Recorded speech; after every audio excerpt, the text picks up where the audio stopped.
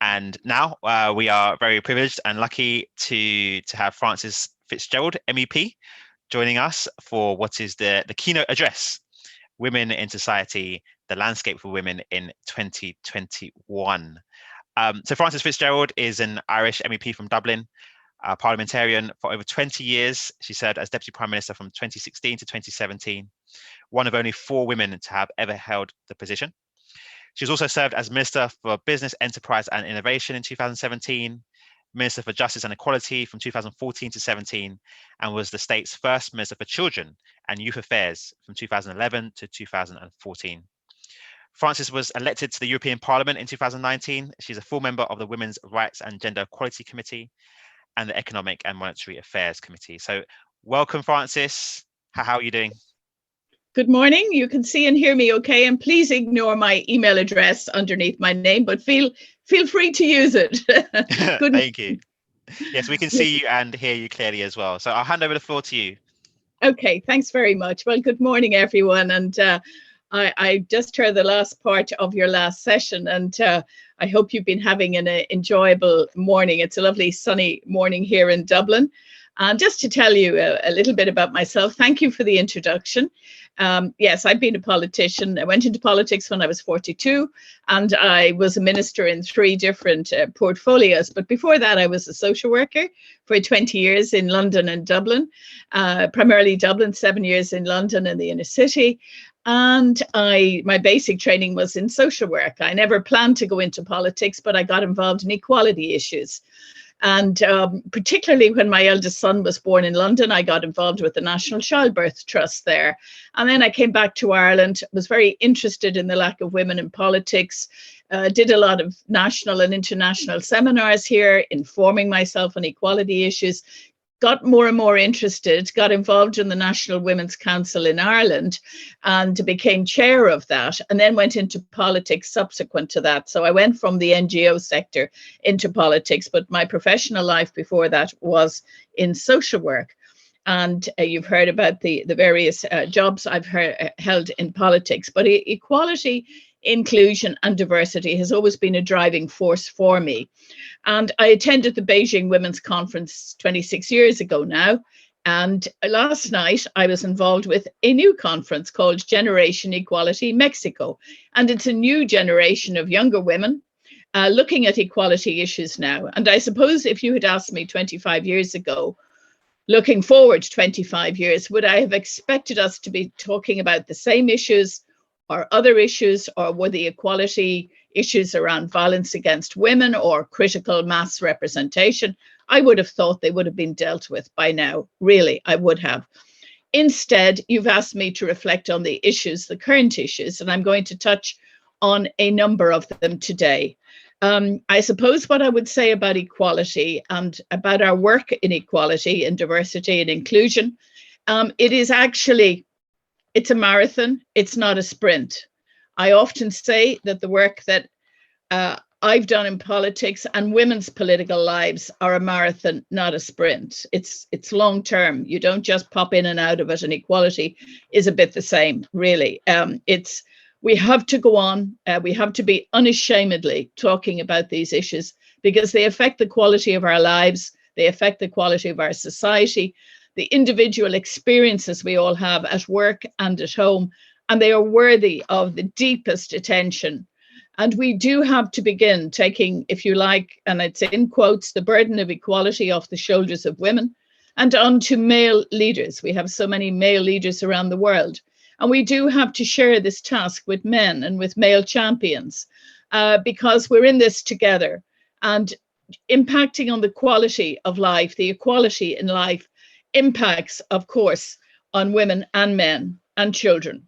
So, yes, we have to continue. And when we survey the landscape today, what we have to say is that a young boy and a young girl starting out may have equal opportunities, but the outcome in terms of where they arrive at can be quite different simply because of gender. That's the reality. We all thought that equal opportunities would lead to equal outcomes. Well, it doesn't. It's more nuanced. We have to look at a lot of issues. It's very important, of course. It doesn't necessarily deliver equal outcomes. But we know now every area of life needs to deliver equality of opportunities to advance our society and indeed our economies. And I want to talk about that. It's not enough to name the issues. We have to fight very hard to rectify them. We have to have clear implementation measures. And I know you've been talking about that. Clear implementation, clear monitoring, clear targets. I've discovered throughout my career that's extremely important. You name it, you monitor it, and you target, and you evaluate. And the other point, of course, I would say is that COVID-19 has the potential to change the equality landscape one way or another. And it is a tipping point for us. And I would say that in many areas, women's rights are hanging in the balance, depending on how we deal with COVID and the outcome of COVID. I'll go into that in a little while. We are seeing a backlash to women's rights in some countries across Europe, very serious backlash, and a backlash to LGBT IQ plus rights as well. And that's very obvious in a number of Eastern European countries, very disturbing. So much so that the Council of Ministers now tend not to talk about gender equality because the words gender equality are seen as some by a mechanism to introduce more fluidity around gender and to give those rights, which is really disturbing. But that'll tell you where we're at in a number of countries in Europe. So that is something as a politician in Europe I'm very concerned about. I want to look very quickly first at the economic issues, and I'm sure you're very familiar with these, but they bear looking at. There's a super document from the IMF, I think it was March 18 actually, when Christine Lagarde was chair of the IMF. They did a very detailed analysis of the economic contributions we're losing by not ensuring gender equality. They're very, very stark. New estimates show that closing the gender gap in employment could increase GDP in some developing countries by an average of 35%, of which 7 to 8% are productivity gains due to gender diversity. And I imagine it applies to all forms of diversity. In recent years, the IMF and many other global financial institutions have increased their emphasis on women's empowerment because beyond the important ethical consideration, it also represents a missed opportunity in the pursuit of macroeconomic stability and growth. My experience over the years is that where we're doing these programs on diversity and inclusion, we very often leave out the economic gains. We talk about all of the other gains, but we tend not to focus enough on the economic gains for companies. They are quite striking. And adding one more woman to a firm's senior management or corporate board while keeping the size of the board unchanged is associated with an 18 to 13 basis point higher return on assets. And if banks and financial supervisors increase the share of women in senior positions, I believe the banking sector would be more stable too. I was very taken with a recent comment by the current managing director of the IMF, Kristalina Georgieva. She said, it is investment precisely in those softer areas, such as research, education, and healthcare, that can build a society's resilience, a shift in what is long thought to be good economic sense. In actual fact, this is actually a preferential approach to boost women, because these are the sectors where women work and must thrive if women are to prosper. So I think empowering women right across the 189 member countries of the IMF is a common denominator and a global imperative. And I know I don't need to tell this audience that because you're very aware of it, but it's very important to emphasize it again and again in all of our work in terms of the workplace, because it is very important. COVID-19 has obviously put pressure on the gains that have been made in terms of gender equality. And I said already, without concerted action, there's a real danger of a rollback. And that's not just my belief. The UN believe women's rights could be in considerable danger of regressing. I think we are at a tipping point and we need to be very alert. There's many aspects to that. One I'm sure you've looked at quite a lot is the whole work-life balance and how we deal with that coming out of COVID. We can see already women's research papers have decreased.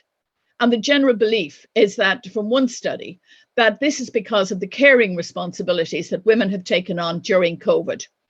They're very interlinked, the caring responsibility and the precarious nature of some women's work that has been impacted during COVID. And I think the whole work-life balance and caring responsibilities that women have taken on during this are quite concerning. We all wanted to work from home. We thought it would give us flexibility. We thought companies would take years to come to it. But let's be very careful about analysing how it's actually working. Are managers reaching out to staff at home enough? Do we actually know the quality of the experience? Working from home is not a substitute for childcare. Many lone parents, many couples are having real difficulties because childcare in many countries was not seen as essential during the pandemic. So I think we need to look very carefully at this quality of working from home, its pros, its cons. What do we need to do to make it better? We all want maybe more flexibility, but do we need digital hubs with childcare attached? Do we need to be more imaginative about those supports if we are working from home? So there is evidence, obviously, with younger men and younger generations, we are seeing changes in terms of sharing responsibilities. But overall, during the pandemic, women have carried more of the care responsibilities. And there doesn't seem to be any question of that. And whether women's careers will suffer, I think there's a question mark around that as well. Linked to this is how we approach the care economy. And this impacts, of course, on employers and those who train employers and employees, because the care sector, the care challenges, the care demands are very high. We've seen it during the pandemic. And what we need to do is rethink the care economy. There is a potential to increase jobs, probably in the EU. 8 million jobs between now and 2030 could be created in this sector. But of course, we treat this sector very poorly. We applaud care workers, but we have very poor career structures for them, very low pay. And we have to put more focus on this sector because we have to work towards alleviating the current female-led burden of care.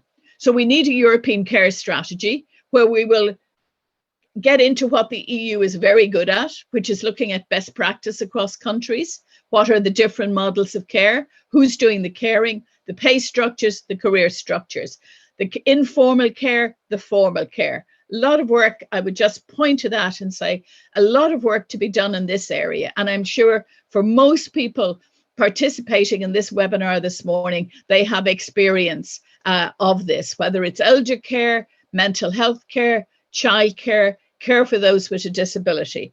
And all of the issues that I'm raising are relevant to all of us, I think. Now, let me return to women's economic empowerment for a moment and mention areas like digital STEM and AI. We know there's a digital divide out there. You've asked me to talk about current challenges in our society. I would say ensuring that women get access to those jobs we're going to create in the future in AI, digital, the huge digital transformation that's underway. We must ensure that we deal with the lower numbers and in fact decreasing numbers in many countries across Europe of women taking up STEM subjects and being STEM graduates or ICT specialists. The share of men working in the digital sector is 3 times greater than the share of women. But we also know that digital is the future. And we have a gender pay gap at present. And if we want to deal with that and the pension pay gap, the pay gap is 14.5. The pension gap across Europe is 39%, enormous. If we want to make sure that women and families can be provided for in the future, we need to make sure that women and men are getting equal opportunities to be involved in these sectors. So a lot of work for us to do there. And we, of course, need women and men involved in the research. And we have to make sure that there are not gender discriminatory biases in AI applications, video games, toys. For example, you name them all. We've got to make sure, we're seeing this in medicine, that we need to be gender sensitive in our medical research. and there's a lot of evidence that we haven't been. We've assumed the impacts are the same on women as they are on men, and they're not, of various treatments and drugs. So great research coming out in that area. So look, we've got to make the right decision in relation to the economic choices and the recovery. I would say it's very important in all of the member states. We've never seen so much money, and indeed in other countries as well. We've never seen so much money being put into recovery. Now, how are those funds going to be distributed? We need to have a gender lens on those funds. We need to make sure that women get access to the sort of training opportunities they will need to upskill, as I have spoken about, that we don't automatically think of construction. Of course, we will think of construction, but we have to look at all of these other areas. And when we are pouring money into upskilling and training and skills development, we have to look at these care issues, but we have to look at the type of training and supports that are needed to make sure that the recovery takes us to a new place, not back to an old one, or worse still, where there is regression, as I have said. And to mention to you about the front line of COVID, 76% of healthcare workers are women, 93% of childcare workers are women, 95% of domestic cleaners, no surprise there, are women, and 86% of personal care workers are women, not to mention the 82% of women who are cashiers. Now, I think those figures give us an insight into who is doing the caring work across Europe. And of course, we have to pay people properly. And we now have, coming from Europe, the Pay Transparency Directive. Now, there are some concerns in business around this. It effectively means that companies of over 250 staff will have to have more transparency in relation to the wages they pay. It also means when you apply for a job that previous wages, previous salaries cannot be discussed. Now, that's going to be a very interesting one, I think. And many will, of course, spend quite a bit of time working out the implications of this, many companies. It's at an early stage, but it's about transforming the pay of women and making sure we have equal pay. It's there in law, but we still have that gender pay gap. And it could eradicate the gender pay gap. I think culturally it will be good, but there are discussions to be had in relation to it. One area that I do have to mention today, which going back to when I was in Beijing 26 years ago, I would have thought we would have learned to deal with. I wouldn't have expected it to increase. I would not have expected it to continue with the increasing education of women and men, awareness and so on. And that's domestic violence. Isn't it shocking that we have trafficking all over Europe? Isn't it shocking that during the pandemic, we've had a 30% increase in domestic violence? I leave it to you to consider what it tells us about our society and the huge challenges of sexism, of pornography, of unequal power, of power relationships, and what precisely is happening there, and the amount of work we have to do. Suffice it to say that this is the situation across the world. We're also seeing an increase in female genital mutilation and in early marriages because the services and community supports and educational services are being increased. So we have a lot of recovery to do in all of these areas. So I think having women in leadership positions, having a critical mass is very important. We're still not where we need to be. Great improvements, no doubt about it. I've seen the statistics change, the percentages increase, but we can't be satisfied with 25% or 30% or 40% of women in leadership positions, in companies, in politics, in all of these arenas. The numbers are still far too low. Politics is one of the worst, actually, in many countries. Very few countries have got anywhere near 50-50 representation. And these are our democracies. And I would say they are certainly unfinished democracies that we have at present. They're unfinished as long as we're not dealing with these issues of gender, of race, diversity, inclusion in the way that we need to. I've been in cabinet in Ireland. I've been in a cabinet of 15 where there were 2 women, when there were 3 women, when there were 4 women, when there were 5 women. And it makes a difference as you get towards more, somewhat more equal representation. So I think that's very important that we deal with these issues. I think you were speaking about the Women on Boards proposal. It's meeting a lot of resistance. I mean, the idea is that you would get more, gender diversity on boards. It was put forward in 2012. Pretty good cross-party majority supporting it. And yet women still make up less than 30% of board members and 8% of CEOs of the largest listed companies in the EU. But countries that have taken legislative action have seen a rise of 27.2 percentage points, resulting in 36.5% women on boards. Certainly, once you begin at government level to monitor this, to set targets and to make sure every department of government is monitoring it and reporting on an annual basis, you get greater cultural awareness and you get those mysterious women who've disappeared. They begin to be found again to be part of our boards. Very often the excuse, particularly in the earlier days, was there's no women qualified in this area. We know that that's not true. It's about networks. It's about male networks. We need to build up the female networks and the awareness of those who are making the decisions about the women who are qualified in the various arenas. So I think voluntary measures have been quite slow, I have to say. So we also know that in politics, the 5 C's are impact on women. They are cash, confidence, believe it or not, still. That's why role models and supporters are very important when you are developing a career. I'm a very big believer in having good mentors, having people who support you, having places where you can think well. As a writer called Nancy Klein writes very brilliantly about in a book called Time to Think. We all need time to think well about what we want and what our ambitions are, whether it's in a company, whether it's in a small startup, in business. You need those spaces where you have time to think about what you really want from a work perspective. Very often we get just caught up in doing the next thing. And Nancy Klein is brilliant on what it takes to listen well and help people to move on. I'm a believer in quotas myself. As the United Nations says, they are a temporary, necessary initiative. And I certainly do believe in that. Everybody has their views in them, but they do work. And the effect is much, much wider.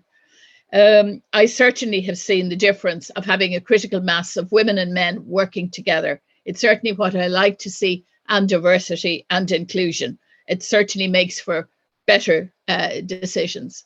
As the new Vice President of America, Kamala Harris says, while I may be the first woman in this office, I will not be the last, because every little girl watching tonight sees that this is a country of possibilities. I think that powerful statement is applicable to all sections of society across the world today. So we have to be serious. We have to set real targets for women in senior decision-making positions and monitor them closely. And I think now is the time to provide serious and determined leadership in this area. We have to make use of this dreadful crisis, this dreadful pandemic, to take decisions that will be really empowering for all as we move forward. But it is a democratic imperative to deal with these issues. Cybercrime, sexual harassment are very important and challenging areas at present. I'm very disturbed that many younger women are opting to go offline because it is so difficult to deal with the violence online and the sexual harassment. We're certainly seeing that in politics. I think networking amongst women and men is incredibly important. And we really have to make very real connections to make those networks work effectively. It's not just about exchanging business cards, either online or any place else. It's about real connectedness and real opportunities to share experience and be supportive to people in their careers. It is about active engagement with one another. It's about mentoring younger women and helping them to achieve all they can.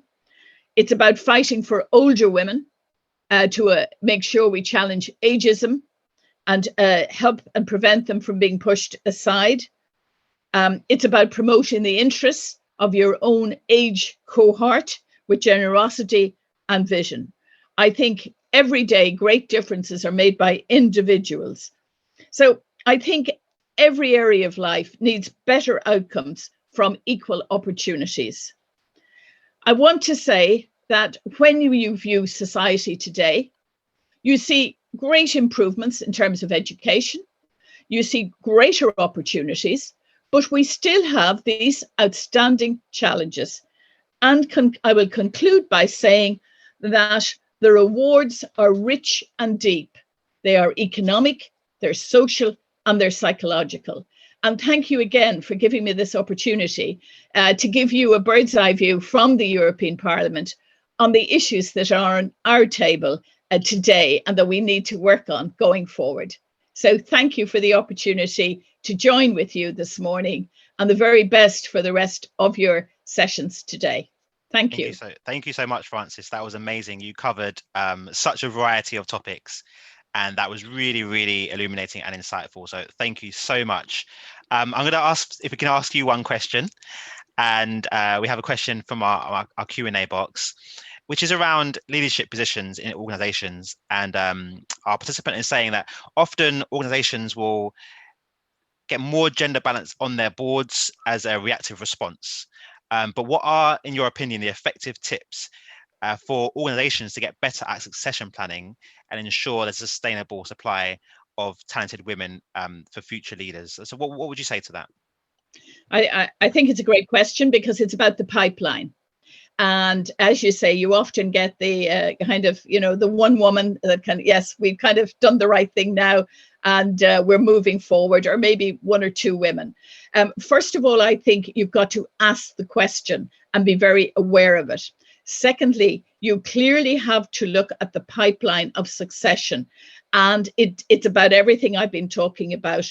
It is about how you integrate equality and inclusiveness in your business, in your organization. It's about helping women to move to the senior management positions. I do think, and we have experience in Ireland, for example, in startups, and I don't see any reason why it doesn't apply in larger organizations as well. The mentoring programs have been incredibly important. I think sometimes mentoring is seen as, oh, do you really need to do that for women? Is it almost needy? Actually, I think mentoring programs about management, about what it's actually like, but training programs, of course, around management. But I think talking about the concept of leadership is very important as well. And encouraging women, indeed men, of course, but it comes slightly more automatically to many men, encouraging women to see themselves as leaders. And I quoted the 5 C's in politics, confidence being one of them. It does surprise me. I think younger women tend to be far more confident than an older generation perhaps were. But I am surprised at how often we need to be, and younger women need that support to feel, yes, I can do that. It comes automatically to some, but for many it doesn't. So I was Minister for Justice, and at the time I was Minister for Justice in Ireland, there were 5 women occupying the top justice positions. Very interesting, when it came to change, every single one of us was replaced in those 5 positions by a man. Now, I'm not saying the men didn't deserve it, but it was an interesting example about the pipeline. And this is why you have to get the critical mass of women at different levels of management, because otherwise, when you get to the leadership positions, you don't get that critical mass. So it's a whole organizational culture, I think. It's about everything we've been talking about and you've been discussing this morning. It's a package. I don't think you can pick out one thing. It's that package that will get you to the gender equality at the top eventually. Thank you, Frances. And if you don't mind, I do have another question here. So Kate has asked, great presentation. Thank you. You mentioned the 5 C's, cash, confidence, and can you confirm and talk a little bit about the other 3? Yes, I always forget 1 or 2 of them. Let me go back and find out what they are, even though I've lived them. Okay, they're cash. This often applies in politics, but it can apply in business as well, because you've got to organize childcare, and if you have children, you know, and so on, extra courses, you name it. Confidence, which I've just addressed. So cash, confidence, childcare, culture, the culture of the organization. I think that's a very important one. What is the culture actually? You know, what is the real culture?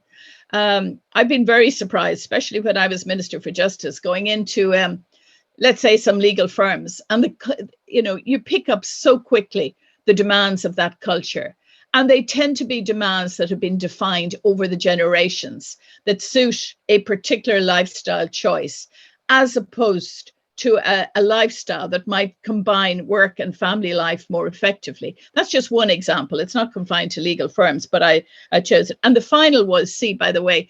It's kind of a political one, actually, but you could manage it in a firm as well.